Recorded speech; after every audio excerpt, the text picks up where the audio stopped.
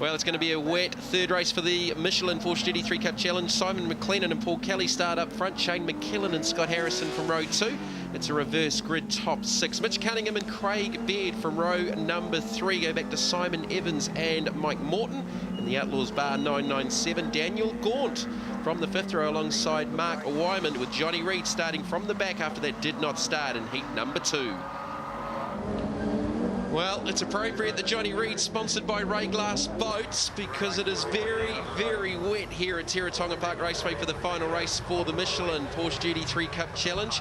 I'm going to pick Reid to win because he's sponsored by a boat company, Mark Pedersen.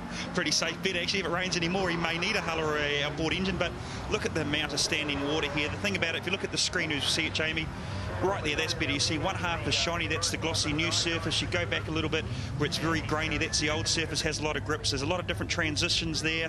We've got white painted lines. Everything is working against these guys. Well, you'd think maybe Johnny Reid has got the advantage because, yeah, that darker part of the racetrack is a lot coarser than the asphalt for the first 3 rows of the grid. So it's a reverse top 6 waiting for the lights to go out. We'll talk about the championship equation during this race. Who's that? Was that 16 laps. Down the inside? Simon McLennan's going to fly. So's Craig Baird to the outside. He's going to try and go around Paul Kelly. He achieves that down into the southern loop. Johnny Reid's got a flyer as well. He's up alongside Scott Harrison. And Johnny Reid's already up to 4th. Craig Baird going to go right on the outside here. The very brave thing. Johnny Reid trying to do the same thing. Look at the debris built up on the outside of the racing circuit. McLennan does a good job there. He obviously understood that Craig Baird was getting through to the front. She might be game over as early as this. Lap 1 of 16 for the finale here at Teretonga. So Reid's up into 5th. Blinding start. Yeah, and that's the thing about starting from the back. You could just cruise into turn 1 there, realise what everybody else is doing. He went to the outside, probably went, you know, the 2 warm-up laps because it's raining around the outside to see how much grip there was. And saying that, there he is. So Johnny has lost 51 points in the championship lead behind Daniel Gaunt. There is Daniel Gaunt now. He started from the rear of the field. He was assessed with a drive-through penalty at the end of the second race. He didn't take, was applied with a 50-second penalty to a 9th place finish in the end.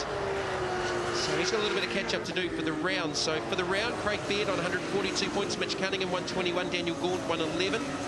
Gaunt leads the championship by 103 over Johnny Reid, and Craig Baird has eked back 31 points. So the gap between Gaunt and Baird is now, what, 149 points heading to Timaru, but we've still got to wait for the conclusion of this race. Still a race to go yet, and of course the conditions aren't working in anybody's favour, but here we go, the 3 favourite drivers, so to speak. Daniel Gaunt, Johnny Reid, Craig Baird, 1st, 2nd and 3rd. Paul Kelly looking at the inside, but really nothing coming of that because it's so treacherous that when you decide to pass someone, Jamie, you have to make sure you do it, because these guys, they don't know where you are. They're going to look in the mirror, all they see is rain, look in the rear vision mirror, probably a bit of fog, so you need to make sure that the guy that you're passing has a pretty good indication of what you're going to do.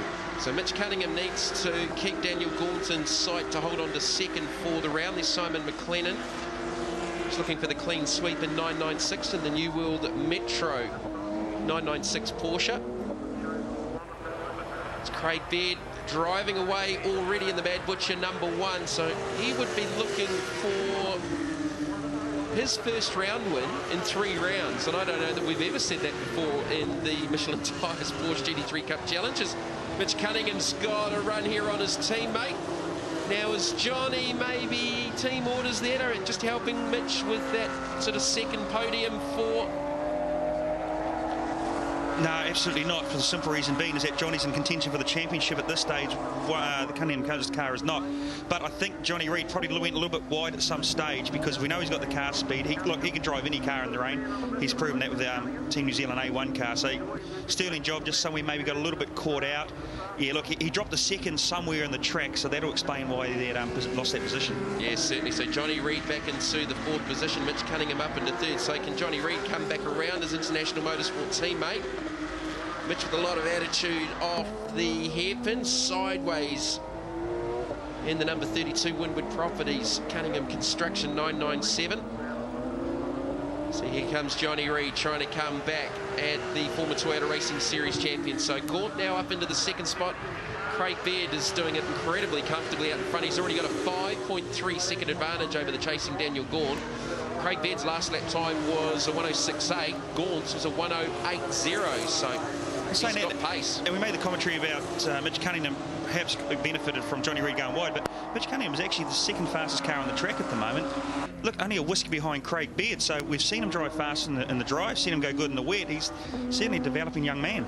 Well, we've seen a couple of things happen this weekend. Daniel Gaunt's extended his championship lead over Johnny Reid, but certainly Craig Baird has eked some much-needed points back, and if he can bank another 75 here for the win in the final race, we'll get some more points back as we head to Timaru for the fourth round of the championship for the Michelin Porsche GT3 Cup Challenge. There's Daniel Gaunt, the VNC Cocktails car. Now, these roles reversed in race 2. Daniel Gaunt was all over the back of Mitch Cunningham like a rash, so to speak, and actually that bad he got a drive-through penalty for the continuous hits he was doing around turn 1. Now, in a couple of laps, the Cunningham car is going to be right on the back, so do you reckon he's going to return the favour? Retribution, it's called in NASCAR, isn't it? Yeah, I don't know that we'll see that. It'll be a good race, though, because Cunningham's definitely closing in on Daniel Gaunt. He's really got to be mindful about maintaining that championship lead, and you sort of alluded to it a little bit in the second race commentary, Mark, that maybe it wasn't overly smart of Daniel to be really trying to force the issue with the lead that he had in the championship. No, I can't understand why you'd do it. And of course, it's easy sitting here in the commentary box, but he had 1 lap to go. His main competitor for the championship, Johnny Reid, was in the pit lane. So what does he do? He gives the guy 3 or 4 hits around the sweeper and gets a drive-through penalty or a 50-second time penalty because it was the last lap, gets dropped back to 9th place. I can't understand why you do it.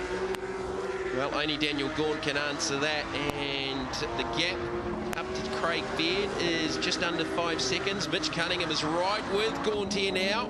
Mitch Cunningham, to give you an idea how quick this young man is, Craig Baird leading the race, his fastest lap time, 66.8. Mitch Cunningham last lap was a 66.9, so he has got car speed to burn in that. He must have a lot of confidence in that car in these conditions. And here comes Johnny Reid. He's right there with Cunningham and Daniel Gaunt as well. So go back to 5th place, Paul Kelly. 6th is the first of the 996 is Simon McLennan. Go back to Scott Harrison, Shane McKillen and Simon Evans. I think Mike Morton has pitted the Outlaws bar number 8. Possibly coming back out on track. He's had an eventful weekend across the Porsches and the Utes. There is Craig Baird, new championship leader for the BNT V8s, going into the final race as well. Speaking to him earlier this weekend, and it was saying, look, you know, what are you going to do about the Porsches, Craig, because you're a long way back? And he said, all I can do is win all the races that are left and see what unfolds, and that's exactly what he's doing. Well, at the moment, he's going to leave here with 2 wins and a second, and only another race win's going to get any better than that. This is the battle to watch, though. Mitch Cunningham, can he get around Daniel Gaunt? Johnny Reid, don't forget about Johnny Reid in the Ray Glass Boats entry back there in the 4th spot. The problem that Mitch Cunningham has, from what I can see anyway, I don't think he has much visibility. If you have a look at the Craig Baird car, you'll see it. You can see through every single windscreen there is, all through the windows. But look at that car. He's in the mist, and Daniel Gaunt will take that into account. But it's just very foggy. Look at that. You can hardly see inside his own helmet. It's day-glow orange. That's a great call, Mark. From what you can see, they're having problems with visibility. Yeah, good punt, wasn't it? All right, so Cunningham, he's right in behind Daniel Gaunt. This is going to be a good race. Johnny Reid lying in wait if these two get together again for the second race in a row. For the first 2 rounds of the championship, it was Baird versus Cunningham. And certainly from race 2, it was Cunningham versus Gaunt. You've got that team rivalry between Triple X Motorsport and International Motorsport. Let's not also forget the Motorsport Services team, which runs some of the cars out there in the series as well. And good luck to David Taylor and the team from Motorsport Services for the upcoming Bathurst 12 Hour. So Baird's just about done his fastest lap of the race. He's settled back into the 66.9s. And these 3 drivers all in the mid-107s, although Johnny Reid was a shade quicker on that last lap.